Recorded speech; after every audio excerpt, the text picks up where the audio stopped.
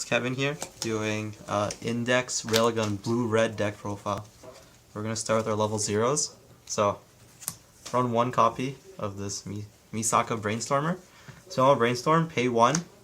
Brainstorm for every Climax hit, kill a cost 0 lower in the front row. You're going to use this card when you don't want to use your other Brainstormer because the other one is not spammable. You're going to need this to kill, also helps you kill. Because most Japanese meta today is cost 0 characters in the front row. Easy way to kill them. This index, cheerleading index, gives 500 in front, and pay 2 rest her, search a magic character. You're going to be using this card just to pay out stock, and just to make your characters bigger. Because most of the time paying 2 is relatively expensive. This 00 index, 1k, bonds to the 10 Hyoka index, which I will explain when you get to level 1. It's pretty useful to pay out stock early game, and help you plus to get that card back out. This 500 Index Brainstorm is probably your best Brainstorm in the deck, because after getting all the comeback campaign stuff, the Index deck is really strong. This gives 1k to center on both turns, which is really strong to help buff up one of your characters. And pay 1, rest 2, Brainstorm for every Climax hit, search a magic character. But this means you can't search any Misaka or Kuroko characters because they're Esper. This 00 Index and Toma comes 0035 comes into play as your main beater. Has 2 effects. You have to mill 2, and if you hit a Climax, you have to rest it. And the other effect is come into play top check, leave it there, put on bottom.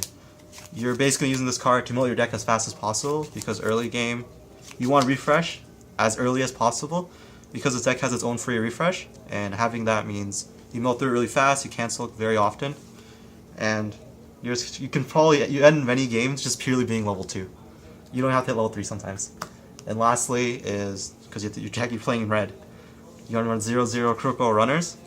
On your opponent's attack phase, he moves empty slot in the front row. You just use it to build stock, build advantage. That's the main point.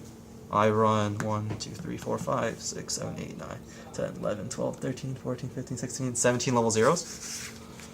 On to level 1.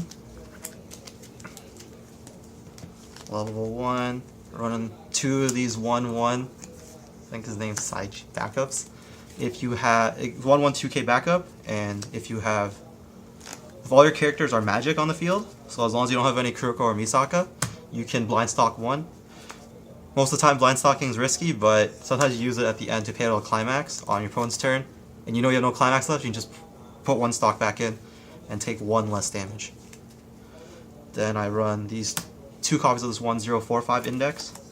This 45 index has on reverse. When you reverse opponent's character, you can send it to memory, and during your draw phase you can summon it back, and you can tap a character and give it 1k.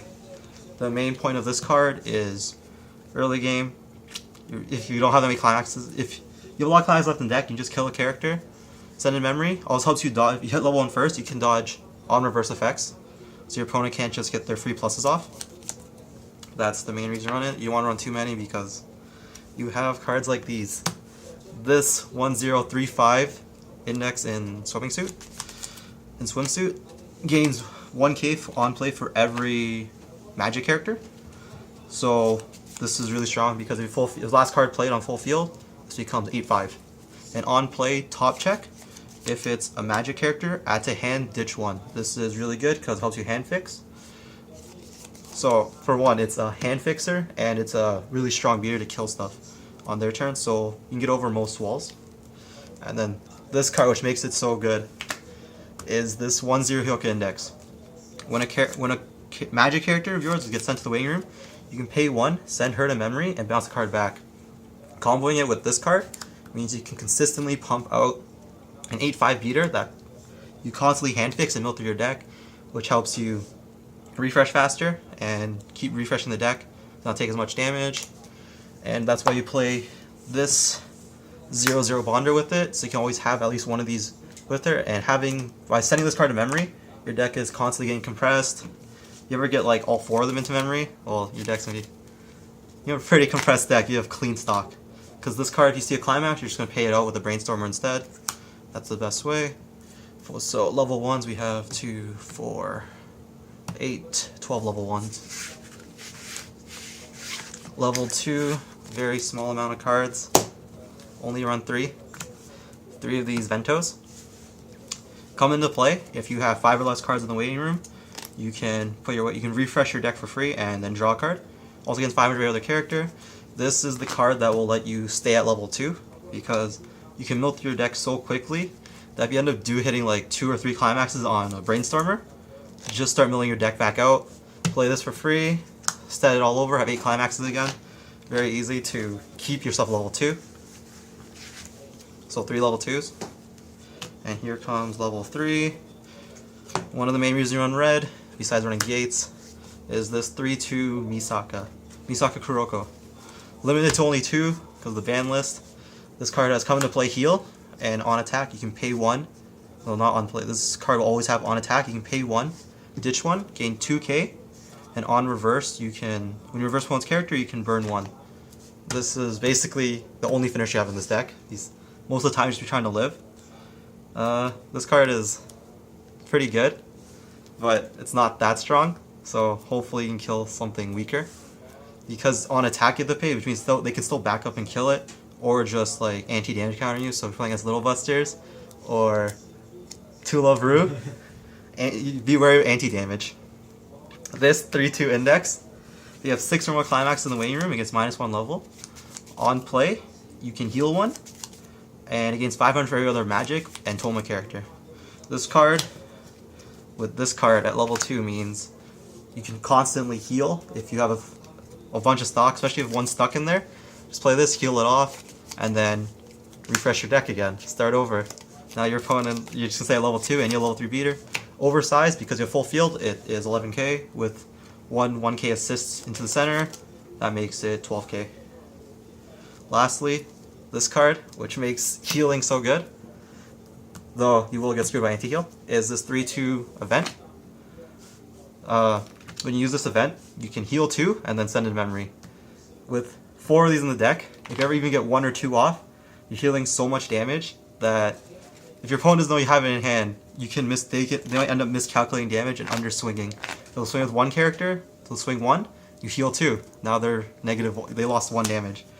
So as long as you're at like 3-2, you want to use this.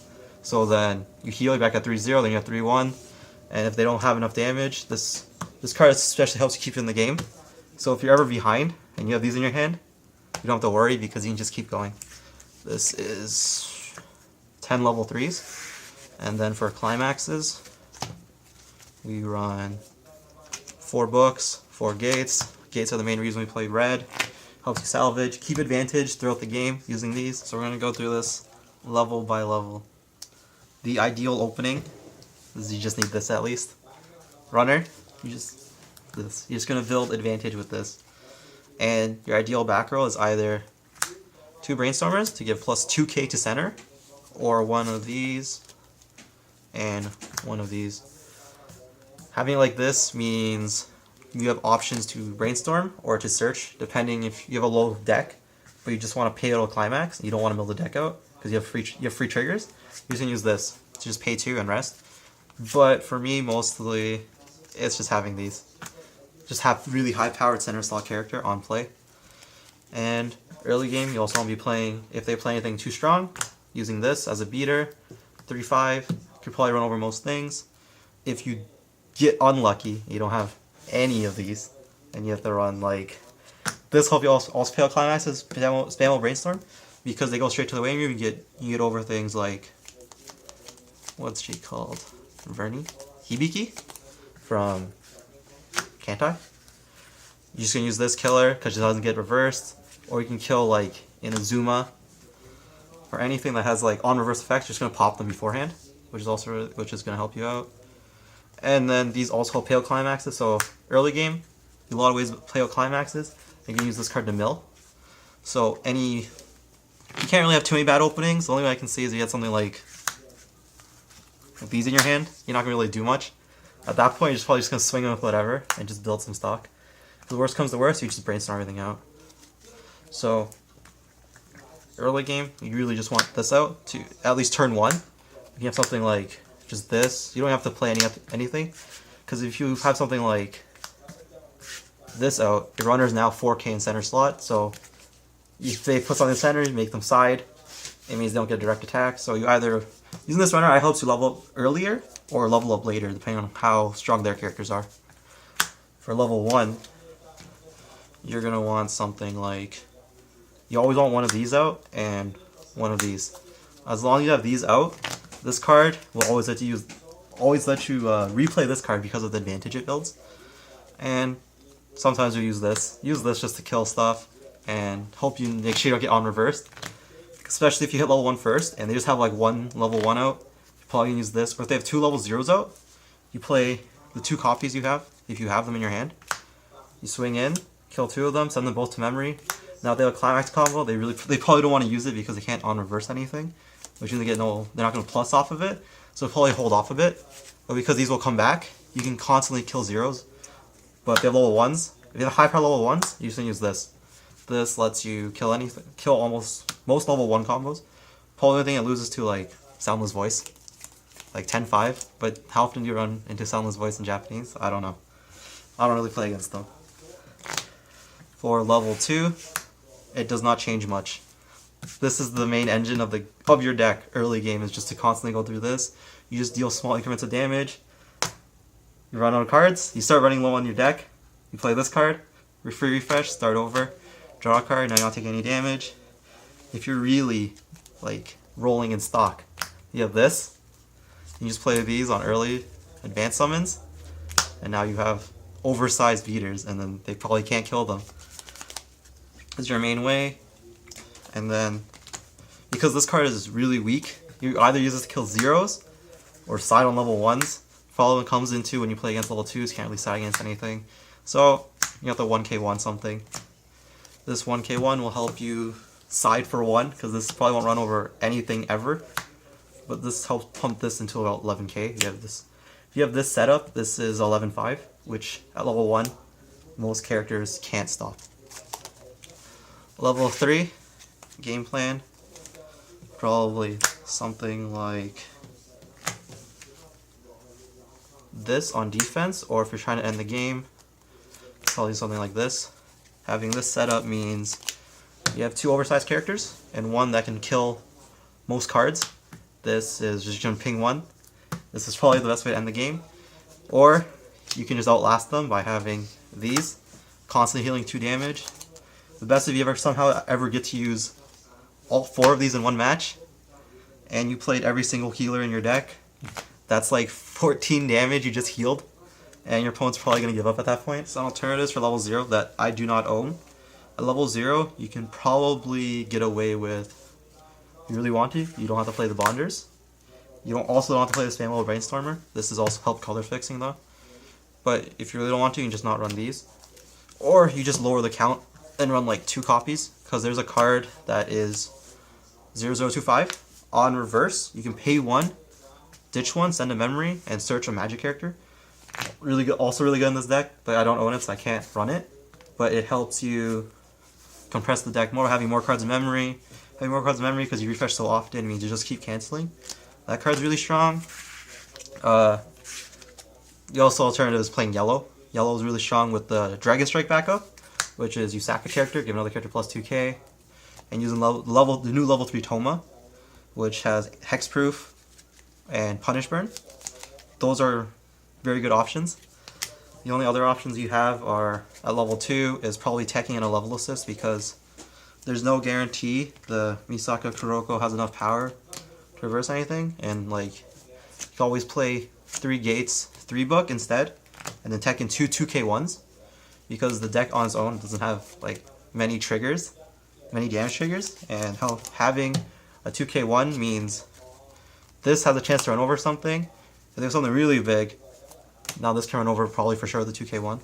2k1s are a big advantage. 2k1s and level assist and the memory searcher are all good additions you can run. If you're playing yellow, you're probably just going to tech in like Dragon Strike and like 4 Tomas, and you just fix the deck from there. So this deck seems pretty strong, but what are some of the main problems it has? The main problems in this deck: this card has absolutely no power. And because it's when a magic card gets sent to the waiting room, if this card runs over something and this can't, you're not going to do anything.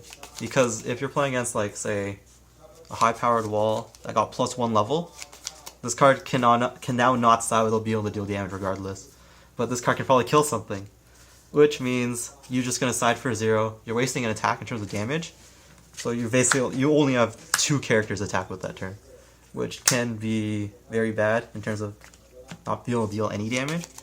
Which, I mean, there's nothing you can really do about it. That's why you have to probably 1k1 or 2k1 to kill something.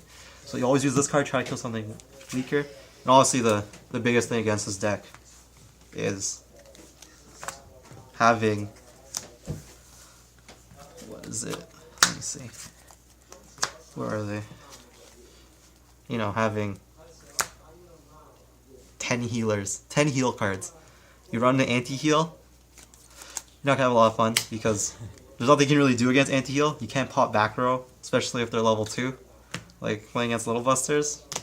Little Busters or anti-heal Kantai, you probably have no way around it, and you're probably just gonna get beat. You know, there's really nothing. All you can do is compress and hope you cancel at that point, because unless you somehow build like 20 stock, these cards it's gonna cost way too much to heal too. Like this is what, 3 shoe heal 2. That means you'd have to pay 6 just to heal 2 damage, and you have to build a lot of stock throughout the game to get that. Though the deck is very costless. The only thing is, most things you're paying for is brainstorms or these. So your biggest problems are, honestly, high-powered characters where Railgun Index will deal 0 damage, like a +1 level, or anti-heal. Other than that, you have relatively good matchup against most things. And against like Tula Ru, because they don't have anti-heal, this backup actually helps a lot, because you're just going to heal damage constantly. So Yami can't just one-shot you from like 3-3, because you can always heal back a lot. Other than that, that's the deck profile for Railgun Index Blue Red.